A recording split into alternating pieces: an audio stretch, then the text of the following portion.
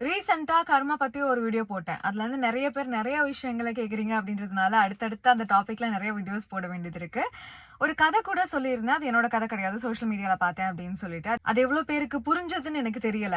என்னன்னா, ஒரு மாங்காவ பார்த்து கண்ணு ஆசைப்படுது. கால் நடந்து போயி, கை அத பறிச்சு, வாய் அத சாப்பிட்டுருக்கும். ஆனா ஓனர் என்ன பண்ணியிருப்பாரு அப்படின்னா, ஒரு பெரிய தடி எடுத்து முதுகுல ஓங்கி அடிச்சிருப்பாரு. அதுக்கு பின்னாடி கண்ல இருந்து தான் தண்ணி வந்திருக்கும். So karma is never instant. யாராவது ஒருத்தவங்க தப்பு பண்ணிட்டாங்க அப்படின்றதுக்காக கர்மா உடனே வந்து லெசன்ஸ் சொல்லிக் குடுக்காது. அவங்க ஹாப்பியா, ஜாலியா அவங்க லைஃப்ப லீட் பண்ணுவாங்க.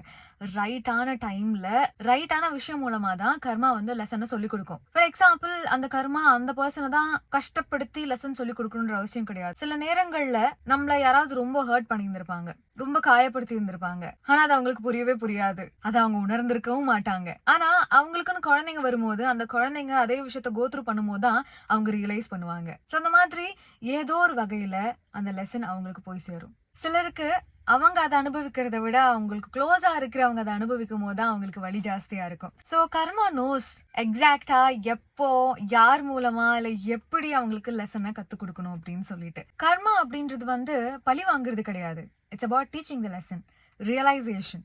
சோ அதனால அதுக்கான டைம குடுங்க. நீங்க ஹாப்பியா இருங்க. Okay? See you in another video. Tata bye bye.